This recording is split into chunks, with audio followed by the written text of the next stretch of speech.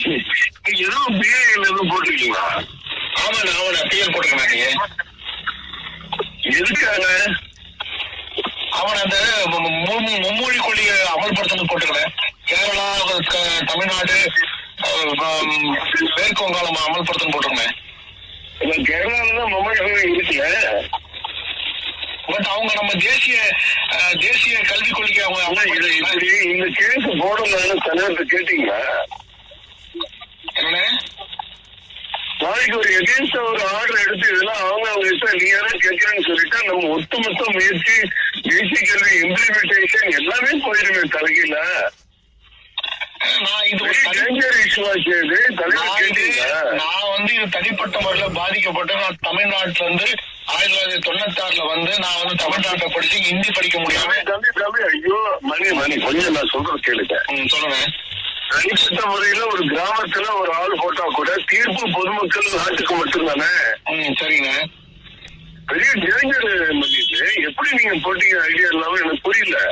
நான் போட்டு கையெழுத்து வாங்கிட்டு இருக்கோம். நான் போட தப்பானே ஒத்துட்டே கூட இந்த நேரத்துல அப்படிங்களாண்ணே ரொம்ப டேஞ்சர். நீங்க உடனே வித்ட்ரா பண்ணிட்டு தலைவருக்கு நேரம் டிஸ்கஸ் பண்ணி அப்புறம் பண்ணிக்கலாம். முதல்ல நீங்க உடனே வெளியே எடுங்க. ஆனா இது வித்ட்ரா எல்லாம் பண்ண முடியாது. கேஸ் ஃபைல் பண்ணியாச்சும் வித்ட்ரா பண்ண முடியாது. கேஸ் வரும்போதுதான் நம்ம சொல்ல முடியும். ஏன்னா நாளையிலிருந்து கோர்ட் லீவ் ஆகுதுன்னா வித்ட்ரா பண்ண முடியாதுண்ணே. ரொம்ப கஷ்டம் தான். இப்ப உங்க கேஸ்ல எடுத்துட்டு இதெல்லாம் மாநிலத்தினுடைய கொள்கை அடிப்படையில இருக்கு, நீங்க இதுல எல்லாம் தலைமுடிய முடியாதுன்னு சொல்லிட்டா இது மத்திய அரசுக்கும் சேர்த்து வைக்கிற ஆப்பு. சரி, அப்ப அதை யாருதானே சரி பண்றது? இப்ப கோர்ட்டே திருப்பி சுப்ரீம் கோர்ட்டே அதை தலையிட முடியாது, சுப்ரீம் கோர்ட்டே பண்ண முடியாதுன்னா அப்ப யாருதான் பண்றது? அது நீங்க நம்ம பிரைம் மினிஸ்டர் பேச வேண்டியதை நீங்க எல்லாரும் பேசி என்ன பண்றது? பிரைம் மினிஸ்டர் சம்பந்தப்பட்ட நான் பிரைம் மினிஸ்டர் பேச நான் சொல்றேன். எனக்கு நான் தனிப்பட்ட முறையில பாதிக்கப்பட்டதுனால என் பசங்களுக்கு நீங்க பாதிக்கப்பட்டா உங்களை படிக்க வைக்கிறது யாரு வேணான்னு சொன்னா நீங்க தான் படின்னு சொல்லி 68 ஸ்டூடெண்ட்ஸ் மும்பை கொள்கையை படிச்சுட்டு இருக்காங்கல்ல, அதுதான் நான் சொல்றேன். நான் 96 டெல்லி வந்தப்ப எனக்கு என்னால தமிழ் என் பசங்க தமிழ் படிக்க முடியலன்னா டெல்லியில நான் ஹிந்தி படிக்க முடியல. அந்த காரணம் போட்டிருக்கேன். நான் இங்க 3வது மொழி அமல்படுத்துதுன்னு முதலமைச்சர்கிட்ட இங்க தகராறு பண்றோம், தமிழ்நாட்டுல தகராறு பண்றோம், 1 கோடி கையெழுத்து பண்ணி இது மக்கள் இயக்கமா கொண்டு போறது கஷ்டப்படுறோம். சரிங்க. கோர்ட்டு தீர்வு சொல்லி இங்க யாரும் செய்ய போறது இல்லை. அது எத்தனை வருஷம் கேஸ் இருந்தாலும் ஒரு அடி அடிச்சாலும் ஒட்டுமொத்த முயற்சியும் காலி ஆயிடுவோம். சரிங்க. மத்திய அரசுக்கும் இது ஆணி வச்ச மாதிரி இருக்கும். சரிங்க. இது மிகப்பெரிய டேஞ்சரான விஷயத்த நீங்க கையில் எடுக்கிறீங்க தம்பி. நீங்க வரணும், டிஸ்கஸ் பண்ணணும், இந்த மாதிரி பண்ணலாமான்னு கேட்கணும், அப்புறமே நாங்க பண்ணணும். இந்த விஷயத்தை பொறுத்த வரைக்கும் தலைவர்கிட்ட டிஸ்கஸ் பண்ணிக்கலாம். ஆனா இந்த விஷயம் என்னோட தனிப்பட்ட முறை விஷயம். நான் தலைவர்கிட்ட பேசிட்டு இருக்கவே என் தனிப்பட்ட முறை விரையில விஷயம்.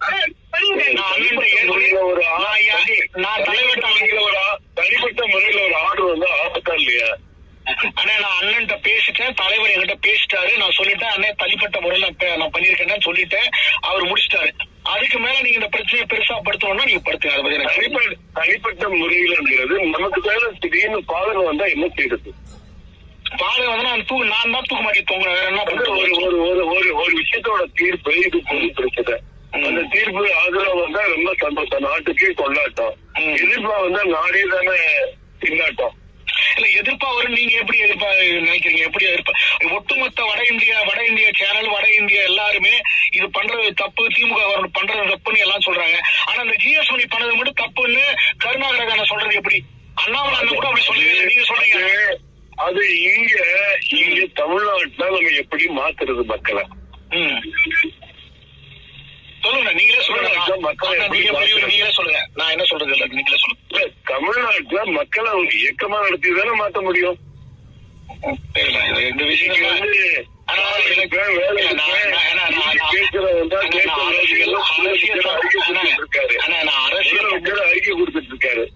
அரசியல் சம்பந்தப்பட்ட விஷயத்துக்கே வரலங்க.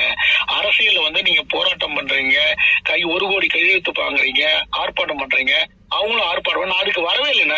நான் தனிப்பட்ட முறையில பாதிக்கப்பட்டதான் நான் ஒரு பொதுநல வழக்கு போடுறேன். இதுக்கு கட்சிக்கு சம்பந்தம் வரக்கூடிய தீர்ப்பு எப்படி வரும்னு நமக்கு அப்ப நீங்க தானே அதை சொல்லணும். ஏன்னா இன்னும் கேஸ் வரல, விசாரணைக்கு வரல. சுப்ரீம் கோர்ட்ல எல்லாரும் அப்ரிஷியேட் பண்றாங்க. இன்னும் ஈவன் சிட்டிங் ஜட்ஜ் கூட என்கிட்ட சொல்றாங்க, அப்ரிஷியேட் பண்றாங்க. நல்லா பண்ணிருக்கீங்க தம்பி, மணியும் பண்ணிருக்கீங்கன்றீங்க. எல்லாம் நான் இந்த மாதிரி பல வழக்குல ஜெயிச்சிருக்கேன். ஆனா நீங்க மட்டும்தான் இப்ப சொல்றீங்க தீர்ப்பு தப்பா வந்தா என்ன பண்ணுறது நீங்க கேக்குறீங்க. ஒருவேளை அப்படி வந்துச்சுன்னா அதுக்கு ஒண்ணும் பண்ண முடியாது. நான் ஒண்ணும் பண்ண முடியாது. இது பல பிரச்சனைகள்லாம் உள்ளடக்கி இது தனிப்பட்ட இப்ப யானை காட்டு வழிப்பாதைன்னு பார்த்தோமா, இந்த இதை இடிக்கணும், இந்த ஆடை மறிக்கணும் அப்படிங்கிறது ஒரு தனித்தனியா சின்ன சின்ன பிரச்சனை. இது நம்ம எல்லாருமே இப்படி ஒட்டி வாய்ப்பு வந்துச்சுன்னா அதை விட ஒரு பெரிய கிரீட் அவார்டு கொடுக்கலாம். ஆனா இது வேற லெவல்ல மொத்தமா அடங்கி போகுமே. பல பிரச்சனைகள் இப்படி தானே சுப்ரீம் கோர்ட் சொல்லிட்டு இருக்காங்க அப்படிங்கிற விஷயம் மட்டும்தான். என்னதானே சொல்லுங்க, இப்ப என்னதானே உங்களுக்கு சொல்லணும் பதில் என்ன சொல்லுங்க கேப்பா. தலைவர்கிட்ட பேசிட்டு வரேன். நான் விட்ராலாம் பண்ண முடியாதுண்ணே, சாரி. அதை நீ ஒன்னும் வித்ரா பண்ண வேண்டாம். நான் தலைவர்கிட்ட ஏற்கனவே சொல்லிட்டேன், இது என்னோட தனிப்பட்ட முறையில போட்டிருக்கேன் சொல்லிட்டேன். தலைவர் சொல்லிட்டாரு, நீங்க பேட்டிக்கிட்டு யாரை கேட்டாங்கன்னா உங்க தனிப்பட்ட முறையில சொல்லிங்கன்னு சொல்லிட்டாரு. இதுக்கு மேல நீங்க விட்ரா சொன்னா நீங்க யார் சொன்னாலும் தலைவர் உங்க முயற்சி நடக்கட்டும். சந்தோஷம். சந்தோஷம். தேங்க்யூ, நன்றி. ஓகே.